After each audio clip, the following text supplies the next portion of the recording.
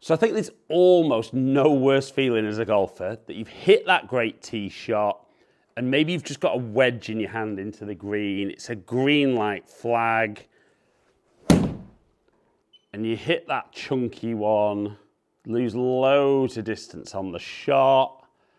And when you're on the course, that divot almost feels like it goes further than the golf ball. And when you're on the range, it just feels like the club kind of bounces into the mat. So my big challenge for most golfers that hit the ground first is we initially talk about, right, what you're trying to achieve in your golf swing. So we're making the golf swing, and should the club touch the ground at all at the bottom of the swing? Now, most golfers, because they don't like the feel of touching the ground first, initially tell me that they don't think they should touch the ground at all. So then I'll ask them, do you only ever fat the ball?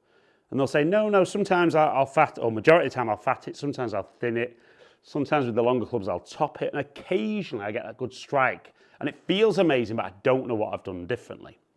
So I say, right, we do want to touch the ground, but we need to touch the ground after the golf ball. And they'll say, okay, that makes sense. But when they stand up, they don't really understand how they would do it. So what we need to understand is what we need to do differently to set up as we do, make that. And if I was measuring on TrackMan there, we can see the low point is 3.3 inches after the golf ball or ahead of the golf ball. The club's travelled down 4.8 degrees, ball's launched at 22 degrees and carried at 123. And I spoke about there that the attack angle was minus 4.8, which is down on TrackMan. And this is what we mean when golfers talk about hitting down. You shouldn't be trying to hit down, but as long as you can control where the lowest point of your swing is, so the club moves up, travels down, reaches its low point, and then travels back up. As long as you're good with your low point control, you will strike the ball better than ever before. So as a coach with over 20 years experience and having worked with thousands of golfers, a great little drill is just use an alignment stick, or you can place a towel on the ground. But if you were to place that alignment stick right behind the golf ball and ask a golfer to set up to the side, just inside, and make a swing, majority of golfers would hit that cane. Even the golfers who feel that they strike the ball pretty consistently would make contact with that cane. So the first challenge I always set a poor ball striker is from there, we're just going to make a very tiny swing. But I want you to touch the ground, but you need to touch the ground this side. And it's really interesting when you watch straight away at address, you can see the brains working out how they're going to do it. And even at address, you see them just start to move a little bit more onto their lead side, maybe just 60-40, and then just make a little swing. And straight away, golfers find it relatively easy to touch that side. So the first thing I would say is you can't hit the ball with it being that close to the cane, but I always like to maybe get that ball the length of a club head. Now, obviously, if you're using tiny club heads, it makes it even harder. But then to set yourself up and just do that tiny swing and see, can you still touch the ground this side of the cane? Now, that's what most golfers will do straight away. So they'll hit a decent shot, and we see the feedback on TrackMan. The low point was ahead, which was great. But for the challenge, we still hit the cane. So we'd put that there, or the alignment stick. We're going to go that width ahead again. And what I'll say to golfers is, right, if we touch the stick doing that, what would we need to do even more exaggerated? So they don't necessarily feel it at address, but they'll say, well, when I get back here, I want to feel that I move more towards the target. And then I'll get that great strike. That low point moves even further ahead at 6 inches, 9 degrees down, 16-degree launch, and actually still 50 yards carry. Now that might be an over-exaggerated version, but anyone who's not doing it enough, in my opinion, needs to over-exaggerate the feeling to begin with. So then, and whenever we do different length swings, I want golfers to prove to me that they can can be consistent. And I think if you can prove that to yourself, that's even more powerful. So I would say you do 3 of those on the run before you can progress to being a little bit longer with the backswing. So again, I would set myself there. I would just move kind of inside as the practice swing, make the longer backswing, and this is where golfers start to struggle. So as they swing back, they'll start letting their weight move.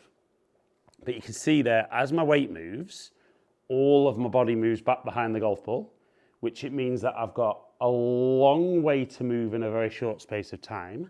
And because I'm moving so much, it's incredibly difficult to move the same amount every time to be consistent. So I don't want you to work on moving your weight. I talk a little bit more about pressure in the ground rather than weight shift. And if, as I started to move the club back, I just push my trail foot down into the ground, see how my hips turn back behind me, but it makes me stay more over the golf ball. I can then push off that foot because there's pressure. That moves me forward, and then I'm going to touch well ahead. And what I also love with that, just as a visual aid here, see how all of my body is this side of the alignment stick instead of that poor ball striker that moves this way, hangs back, and probably ends up very much in line with the alignment stick. So we're going to get there. We're going to press down on that foot, move towards the target.